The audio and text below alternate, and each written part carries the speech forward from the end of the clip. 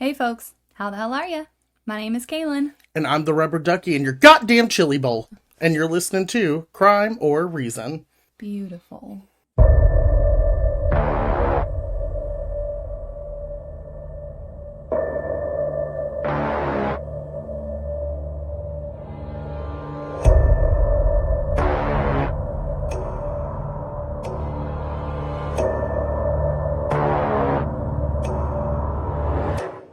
What is up, guys? Hey, how are we doing? Are we feeling this fall vibe yet? We are. We are. We absolutely are. I've been trying to hang out my little wreath up there. I tried so hard to hang it up, my sunflower wreath, and it sure did not stay on my door. It's too heavy. It just fell. So apparently it's not time for fall yet. So it is. It's starting to cool off. Actually, on the way here, I passed Charles and saw the sunflowers. Oh, I'm going next weekend. Yeah, I think it's beautiful. I'm probably gonna go in the next couple weeks. It's beautiful. So My favorite. yes, which we not you, me and we friends, my friends, not you. We're going to the Village Cave Right. in Adams, Tennessee, because it's a hop skip. It's like an hour from my house. So anyway, hey, we hope everybody is doing fantastic today. We are very excited. We have a crazy case for you today, but before we get started, I think we have some announcements. The announcements. We have some new projects that are happening. So you may have seen everything with CrimeOrReason now is labeled with Unorthodox Tea, which is essentially our own personal network. And so we are going to have different projects that are coming out of Unorthodox Tea, which we're really excited about. So excited. I have already started advertising for my project. We're about to start advertising for Kaylin. So we just want to make the announcements for anybody who hasn't seen, heard, read. The day after this airs, which this will air on Monday. So on Tuesday, I will actually be releasing the first episodes of my new podcast, Drunk with Horror. Ooh. Which is really exciting. It's like horror movie commentary and, reviews Ratings. And shooting shit with some guests. We're going to be ranking some stuff. We're going to be rating some stuff. We're going to be doing some fun stuff over there. So I'm incredibly excited about that. We're also going to be keeping you updated on all the latest horror news. So it's just going to be something that's really in my wheelhouse. Something that I'm very passionate about. It's my own little personal project. So while it's going to be weird to not be podcasting with Kaylin, it's going to be a relief because I can't stand this bitch. Just kidding. This was something that we were like, we had to sit back for a second. We were like, are we ready for this? Are we ready to not be together? You throw insults at me and I take them like a champ, but they always surprise me. I mean, that's what I'm here for. Yeah. So. It's fine. Everything's fine. We hate each other. Totally. Mutually. Yeah, I can't stand her. She's so close to me right now. And as I've told you guys in past episodes, she really fucking stinks. I actually kind of just want to punch him in the face. She doesn't ever shower. I walked into her bathroom literally just today, and I was expecting to see a bar of soap, but instead I saw a chili cheese dog sitting in the soap holder. Are you calling me fat too right now? I mean, if the shoe fits, eat it, Kaylin. No, we actually love the shit out of each other. Kaylin's not fat. That's my job. She doesn't stink, but that's not my job. We'll give that one to Leo. Leo just came back from outside, so he's a little stinky. A little rank. I'm incredibly excited for my new project, Drunk with Horror. It's already got all of its socials. You can find the link tree. You can find it on Facebook. Literally all the social medias that you can find Crime or Reason. If you are on Apple Podcast, you can actually go to the channel and see Unorthodox Tea, which has Crime or Reason under it. And it also has Drunk with Horror. But it also has, Kaylin, my new podcast, which is called Stateside Serial, and I can't wait to start it. Listen, we're so excited. We were getting like the artwork and everything done for it, and I can't stop looking at the artwork though. I mean, yeah. It's like, I'm like just casually doing my job, sitting there, and I'm like, wait a minute, let me pull up the artwork, because it's beautiful. Yeah, it's really, really fun. We're really excited. It's going to be like a nice summery kind of vibe. Like you're always on a road trip almost, yeah. Uh-huh, yep. So I'm pretty excited for that because I've been kind of throwing the idea around for a long time about what it's all going to be about. which we know that it's also another true crime podcast, if you will. Like, Correct, because obviously I'm all about true crime. It's one of my favorite things to do. Obviously, I do a lot of deep diving into my research, so. But this allows her to be very specific about, like, a particular topic, which is, like, just serial killers out of the United States. Right. I've been throwing around doing the different states for a long, long time. Like, I think it was right whenever we first started. Yeah, well, we originally talked about doing it as a segment on Crime or Reason, and then we kind of decided, like, how often we would have to revisit that for you to get all states, because we didn't want it to be a thing where people from certain states had to, like, wait until their state came out, and we didn't want to overload Crime or Reason with just, like, with just the serial killers. I'm very excited to be branching out and making some new podcasts. And I think that we've talked about some guests. I know Kaylin's will be more individually oriented. She will have every now and then maybe a few guests. We'll see. Right. See. I got some things up my sleeve. And then with mine's going to be very guest heavy. I already have 3 guests lined up. So we love to see it's just gonna be fun. Yeah. And who knows, you might see us on each other's podcasts. Can't wait for that. I mean, we can't really stand each other, but why not?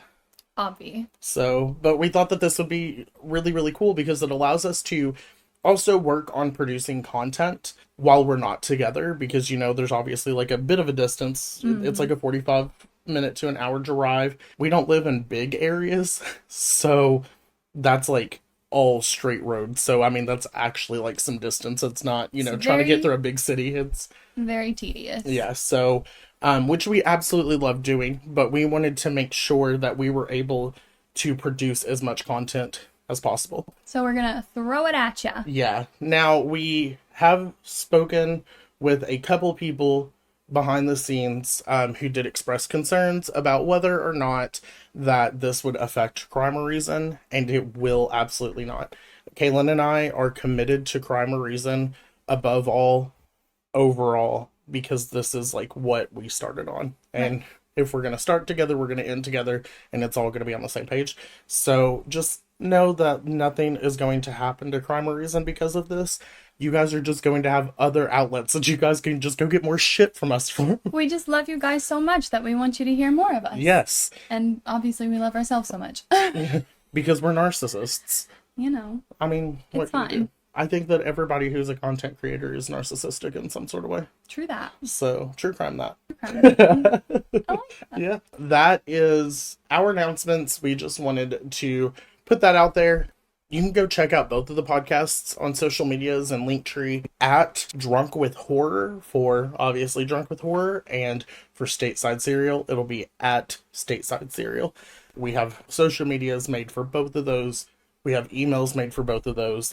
Actually, both podcasts have been published, and you can go listen to an introduction on what to expect to my podcast.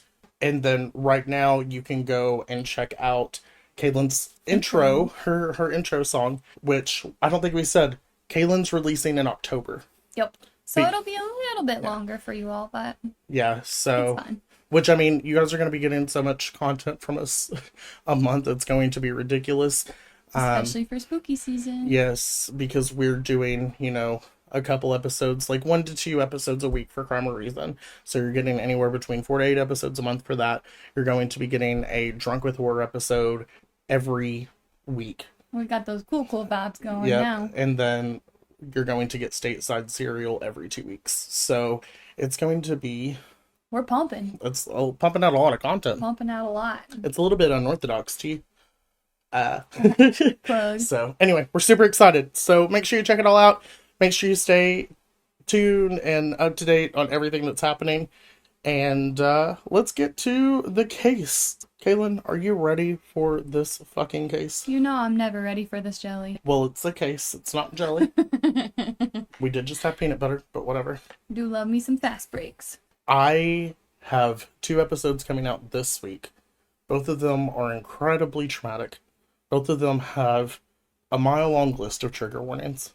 So... A mile long list each. I'm going to go ahead and let you know on the trigger warnings for this case. It's intense. We're going to have trigger warnings for rape, murder, and some of it involves children. If You that's not your know vibe. that children always get me. I know. It's going to be really heavy for like 2 weeks, and we apologize. But Feeling all the emotions today. yeah. Anyway, so if any of this is not for you, go check out another episode. Come see us in a future episode. We get it. But I just want to let you know that this is a very intense case, and it doesn't really get easy.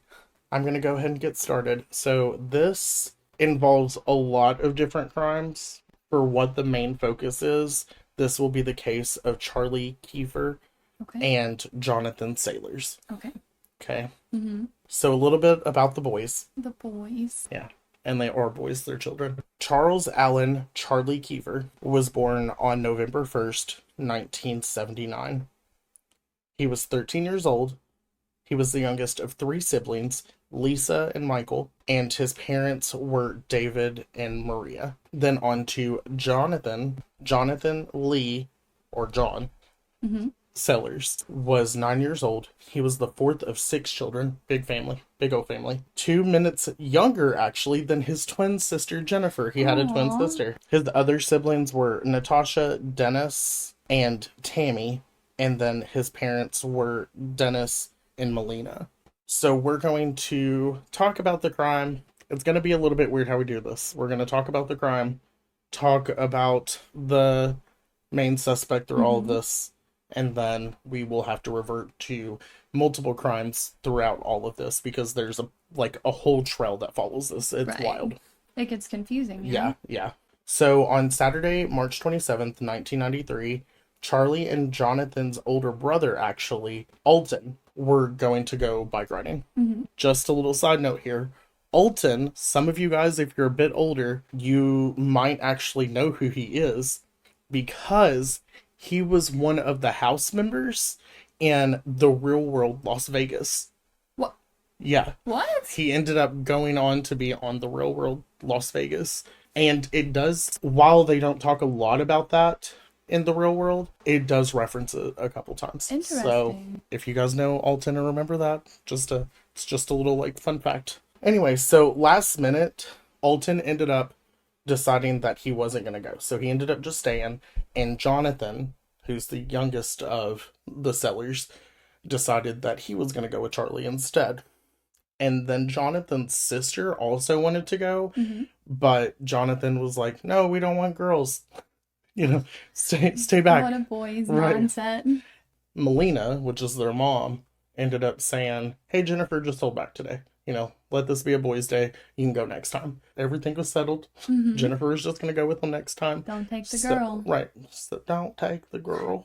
What's my favorite song? In my sad country voice. So Charlie and Jonathan ended up going out bike riding.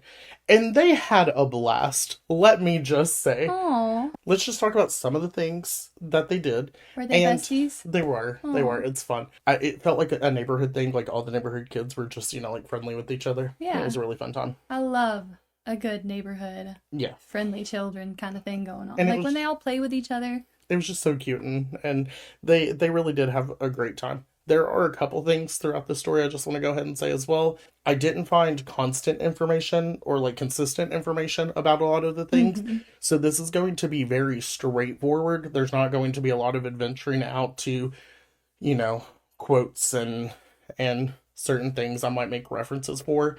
There wasn't always consistency in everything, so I will reference some of the things, but it's going to be more straight to the point, the stuff that we know for sure. Okay. Let's talk about this fun-ass day that they had. Okay. It would have been a fun-ass day for me. These boys, they just had a great-ass time. Vibed out there together. Yeah. In the afternoon, they both ended up getting on their 20-inch Royal Blue bikes. Ooh. And they went and got them some burgers from Rallies. Yes, they did. Yes, let's go. We love Rallies. With the good fries. The fries. Rallies fries are the best. Some people have Checkers. They're all the same. Yep, everything's the same. But there's some places that don't have either, which is sad. Very sad. And we'll pray for you. Yeah. We'll pray for you. So, anyway, they got them burgers, them big Bufords. Them big Bufords, them fries, them seasoned ass fries. We were having a good old day. Having a good time. Then from there, they actually went to an arcade, had some fun at the arcade. Then they went to a nearby pet store and went and played with some of the cats and dogs that were in my this. goodness. Yeah, just so that they could go in and play with them. And then there's a little bit of varying stuff here. Some people said that that was the last thing that they did. And some people, well, in like one or two sources, I saw where they actually went to like a flower shop and they were trying to figure out how to get like flowers for their moms. How sweet are these boys? These kids are the most wholesome things. Having the best day. And now that we've talked about how wholesome they are and what they were kind of doing, I want to show you photos so you can see literally how adorable these two little boys are, okay? So this is Jonathan and that's Charlie. Oh, how cute. Are they not These the little cutest kids? smiles. They are so happy. Like, they look like those kind of sweet boys that Yes. gonna go get them a burger. And go to the Go arcade, to the pet store and arcade. enjoy themselves. Go get flowers for mama. It's so cute. Well, whether it be the flower shop or the pet store that they left last, they were actually never seen alive again. I just got a cold chill. All of this next part is taking place in Otay River and Imperial Beach because all of this is happening in San Diego. So Okay. we're in California. Yeah, we're in I California. think I forgot to say that. I apologize. On Monday, March 29th, 1993, both of their bodies were actually discovered by somebody who was riding their bike. They were found about 10 yards into like an area of brush off the trail. And this brush was actually like a fort for theirs. There's a small description of the brush where it talks about like the little fort was kind of described as like a natural fort. There was some foliage that went over top to create like this canopy. Are and we then in Stranger Things? it kind of feels that way. Is that what we're doing right now? And so it kind of makes like a canopy and it kind of goes down, Right. you know, into the foliage and the tree so that they have this area. Like a And little fort. it was about 6 foot tall. So like, and you know, They put in the yeah, work. and they had room in there. But sadly, this is where the crime took place that we know of. So we're going to talk about exactly how their bodies were found. This is one of the most graphic parts of it. If this is not for you, skip ahead a little bit. I do want to say, when we talk about this going forward, a lot of the things kind of remind me of another case, the West Memphis 3. Like, as far as, like, the victims go. Okay. They were young boys. The other boys were, like, 8 and 9. They were all 3rd graders. Yeah. This one's a 9 and a 13-year-old. Right. They were last seen, like, hanging out, riding their bikes. If you remember how the boys were found in West Memphis 3. Awful. While this is not exactly the same, there are a few things that do kind of make it seem similar. And I'm not saying that this is the same person, even though I'm 100% sure we do not know who killed those 3 boys from the West Memphis 3 because it was not the 3 that were accused. Definitely. However, but I'm just pointing out similarities. Charlie was on the ground. His head was on top of a pile of his and Jonathan's clothing. His genitals were bloody and showed extensive bite marks. Bite marks? Mutilation to the genitals and bite marks. Both were found on 2 different boys in the West Memphis 3 case. And the autopsy report actually concluded that Charlie was alive when the bite marks happened. Oh my gosh. What this poor little boy went through. Yep. Charlie's mouth actually provided some of the killer's DNA from tissue samples and among other things. I'm closing my eyes. Yeah. We do learn that some of the DNA that was found between the boys was also semen samples, so it's harsh. Jonathan was found hanging by a rope from a castor bean tree. So the plants and trees that created the overgrowth, like the canopy of their fort, was castor bean tree. And he was hanging from the top of the fort. Good. By a rope. The rope was tied around his neck that he was hanging from, and he was found with his legs and arms bound by a rope behind his back, hog-tied, very similar to how the boys from the West Memphis 3 were found. How scary. His mouth was gagged with some sort of cloth and tape, and he was naked from the waist down. The boys were found. It's very intense. It's very sad, and for the longest time, this case went cold. Because there was nothing that they could find. Like, they found the DNA. They did find, like, a cigarette butt there. But this was in the early 90s. So DNA was just not great. Yeah. There was I have no words right now. Yeah, it's intense. Just a sadness. And we have so much more to come. Now, I will say that's probably the worst part, but there's just still a lot more to this case. Like, I have sadness, like, washing over my body. Yeah. So, let's go ahead and move on. We're going to talk about a man. Okay? Mm-hmm. His name is Scott Thomas Erskine. Not a good man. Mm-mm. Can already tell. Mm-hmm. So, Scott Thomas Erskine, which I will call Scott or Scott Erskine through this, started having a very troubled life very early in his life. When he was 5 years old, he actually ran into traffic on a very busy highway and was hit by a car, a station wagon to be specific. Okay, And well, we've got messed up already. correct. And he ended up spending around 60 hours in a coma. And while he ended up recovering pretty okay as far as physically, he had intense brain damage. There was like a disconnect that happened. He suffered some sort of like unfixable damage to his brains and how he operates up there. He would actually complain about these headaches that wouldn't go away and would often go into these fits of like blacking out and not remembering anything. Oh my goodness. And it did not take long until he turned very violent. At the age of 10, he started molesting his 6-year-old sister. He was threatening her into doing sex acts on him. How? He's 10? 10. Then to make it even worse, he started threatening and blackmailing his young sister's friends into doing the same thing in like a shed or a barn that was on their property. And it just keeps getting crazier. When he was 15, he ended up being put in a juvenile detention, so he was in juvie, and he escaped. Escaped? At the age of 15, yes. Juvie. When he ended up escaping, he found a 13-year-old girl using a knife, threatened her until he raped her. So he was like holding a knife to her and then raped her so that she wouldn't fight. Like, and he was 15 at this time. and he was 15. Then the very next morning, he hid out until that morning and then found a 27-year-old jogger, a female jogger, and then assaulted her with the knife. We have already gone through a lot, and it's not even close to being done. In 1980, he was on his way for a job interview. Would you like to hear what his job interview was? What's his job? Not his job interview. Okay, what's his job interview? His job interview was for a camp counselor. Oh, of course. Yep. That's right where he belongs. Absolutely not. And while he was on his way to that interview with intentions to get that job that we can only imagine. What his exact intentions were. Right. He ended up finding a 14-year-old boy that he beat unconsciously while he raped him. So boys and girls, it doesn't matter here. Like, he's just literally attacking, assaulting, beating, and raping anyone. He ended up being put into prison for this, and while he was in prison, he raped a fellow inmate. Like, there was literally, he was just insane. Like, he just kept doing it. Like, nothing was stopping him. There was no punishment or anything. Like, he just kept going, and he was trying, and he was committing these atrocities, like, any chance that he got. He actually asked the judge over his case to spare him from having to be trialed in adult court. He still wanted to be in juvenile court.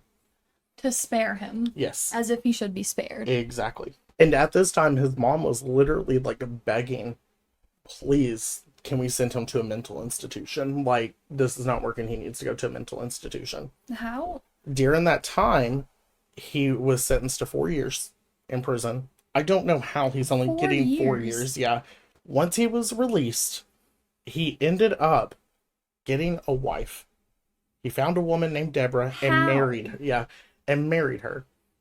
They ended up moving to Florida in 88. Deborah ended up getting pregnant. And during the time of her pregnancy, she actually said that he was physically abusing her so bad that he was even a lot of the times like directly kicking her in her stomach while she's pregnant with their child.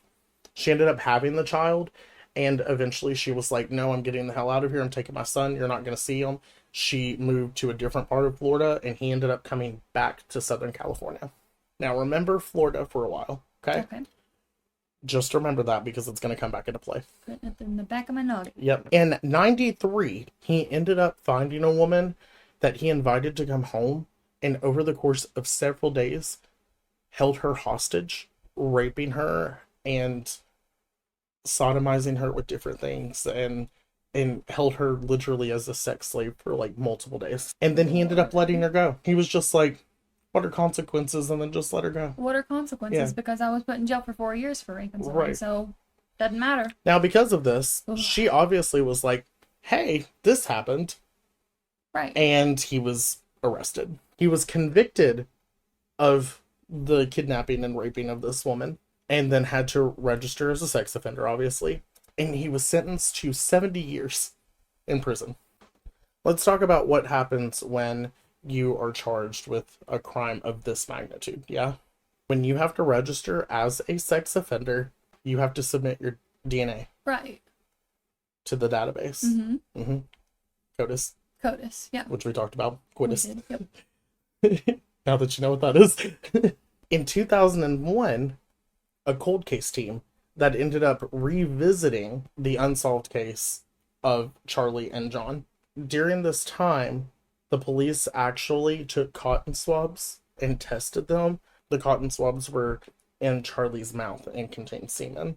And they took that and pulled it for DNA samples. They did this because both of the boys were so young, they weren't able to produce sperm, obviously. Right. So they knew that it had to have been from the person who tragically assaulted And murdered. murdered them. Yeah. They entered that DNA into CODIS. CODIS. And guess who they found? Mr. Scott Erskine. Mr. Erskine. Yep. Mr. Erskine was found. Mr. Erskine was found to be the person that DNA belonged to. In 2003, it gets pretty close to modern, was then put on trial for the murder of both of the boys. Good. Yes. The jurors had to look through everything that happened from the scene. They had to look Jonathan hanging from the tree in the fort. And the families. And they had to go through and look at all of the evidence of the sexual assault and how they were mutilated and everything. So, and they also talk about 2 cigarette butts that were found on the scene that ended up also matching Erskine's DNA. On October 1st, 2003, Scott Erskine was found guilty of the murders. Now, they could not agree on the sentence because while the majority of the jurors voted for the death penalty, there was one juror who wanted to give him life without parole instead. The judge ended up saying this is a mistrial, and he went back before a second jury in 2004, and they decided what sentence that he would undergo. So we have 2 panels of jurors who had to look through all of this now. Yep. And the second jury was unanimous. Death penalty. We have another crime to talk about.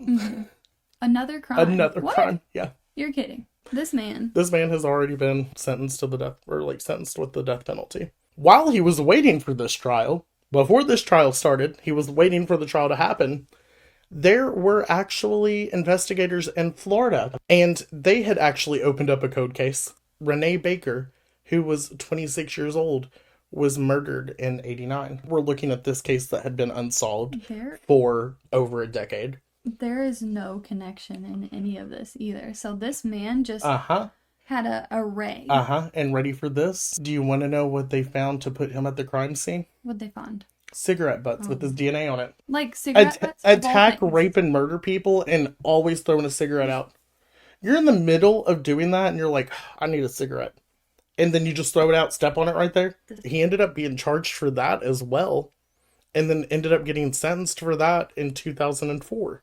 During that time, he admitted to raping and killing Renee. And for that crime, he was given life without the possibility of parole. So he's got both. So, he is serving for 3 different crimes, a 70-year sentence for a raping and kidnapping, a life without parole for a raping and murder, and then a death penalty for the raping, mutilation, and murder of minors. He's serving all of these, and they weren't even from the same trial. He got tried 3 different times in 3 different court systems. So he stays in California, though, right? Correct. Okay. He had 3 different trials and was serving all of these. Obviously, the man's fucked. Yeah. Like, get the fuck on out of here, sir. Right. It ended up turning out that Renee's cause of death was actually that she had drowned after Scott Erskine broke her neck and left her on a bank He of a has waterway. the only MO he has Is rape and murder. is the rape and the murder and the cigarette butts. Yeah. He strangled, he drowned, he's Right. made all and from 9 to 26. Right. There are a bunch of investigators who still think that he's connected to other unsolved crimes, which, like, fuck yeah. And I was actually, when I was doing my research for this, I found not one, not two, but 3 different unsolved murders that were in the areas that he had lived in between Florida and California that I think could be connected. I'm not bringing those up because there's no proof for me to say that. Maybe someday. However, they were pretty close to the same MO. Now, I would like to say, before we go on any further, a foundation was resurrected in Charlie and Jonathan's names by their mothers and sweet little boys. By their parents, yeah. And they still like speak out and work on like getting laws and stuff done to this day. They had to go through so much. And it's just so heartbreaking, but like they still do like interviews and like talks, and they're constantly working to like help people out. It's really cool how they took something so awful and turned it into something to better themselves.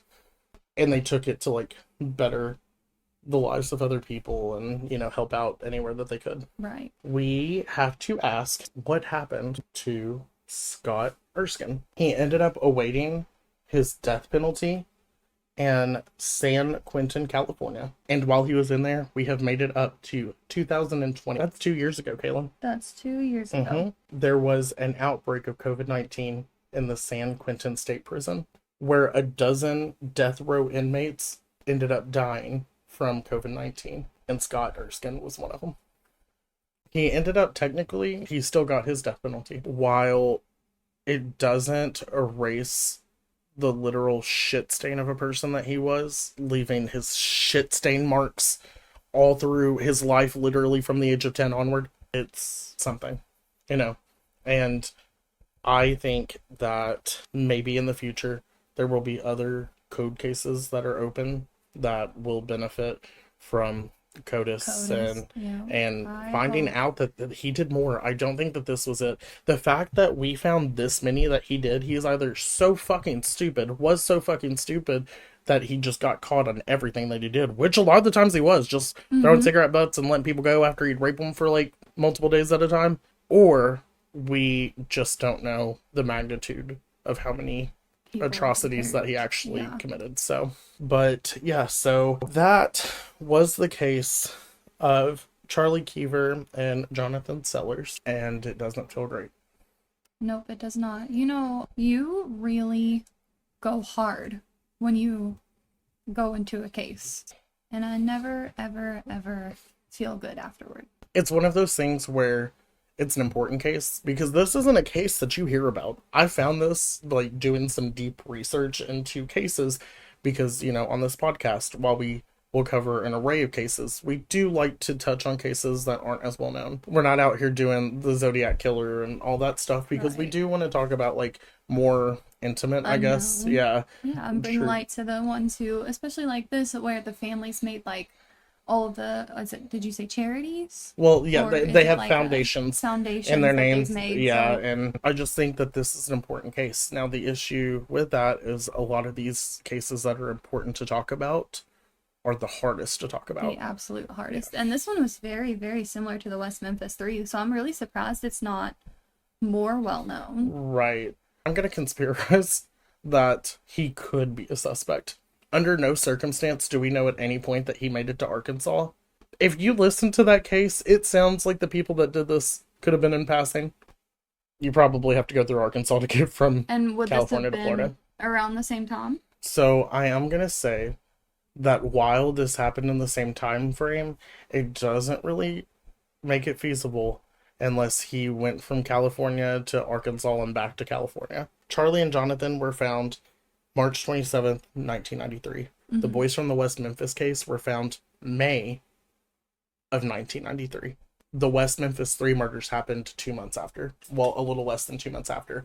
However, that woman that he raped and or kidnapped and raped also happened like a few months later. This theory were to stand true, he would have, in the span of those few months, killed the boys, murdered the boys in California, gone to Arkansas for a little bit of time, and then come back, all within the course of like 3 I thought months. that girl was in Florida.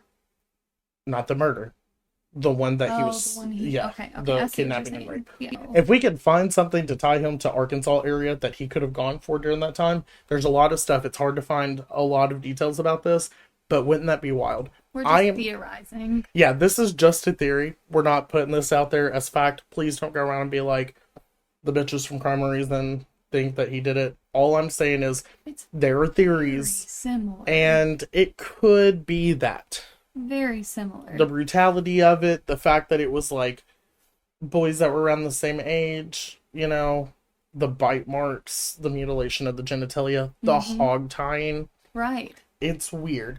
So, this is just a theory, but it's kind of a fucking good one. The moment that I can figure out how to tie him to Arkansas, I might come back with you. I might have all this figured out because Lord knows I'm about to deep dive into it after this. So, which I also still think that it was some people in the family for the West Memphis Three boys. I still think that it was the stepdad that did it. So we'll have to get into that sometime. We're gonna get into that one. I already have half the research done. It's coming. It's just a really intense case. So really intense. Yeah, I had to take a break from that one. But oh man. Anyway, how we feeling, Kay? What a doozy. Yeah, that was a rough one. Yeah. You like I said, you just surprised. I don't know. You just bring the worst when you're in your cases. You bring the worst. Yeah, I just think they're important cases to talk about. I agree. And so, and the reason, you know, like for this one, I want to talk about it because I think that it's important for us to understand the importance of DNA. And we need to be opening code cases more often. Because there's a lot of cases that are sitting in there that haven't even been ran since CODIS has been a thing. Yeah. Like the West Memphis 3 case. Why have we not ran that DNA? And then that's the thing with the West Memphis 3 case. I'm going to do that case because we still need justice for those boys because those 3 did not do it. And also, we need to get Arkansas on its fucking shit because they are fucking up hard over there. That's it for this case. I'm going to need a steady draw off my cigarette after talking about it. It's different researching it and then having to come in here and just like say it out loud. When you say it out loud, you're like, you can feel the life draining out of you. Right, you can actually like feel the hurt and just thinking about like all of they had such like I connect like how they had, you know, kids cases always are hard for me. I love children and I just can't imagine. These little boys were just having the best day. They were so sweet. And they were so cute and adorable.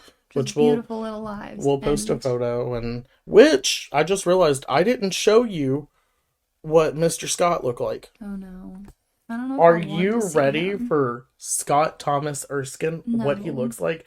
This was him in 2018, okay? Oh, I'm disgusted. Is he not the most terrifying man? He's very scary. Very scary.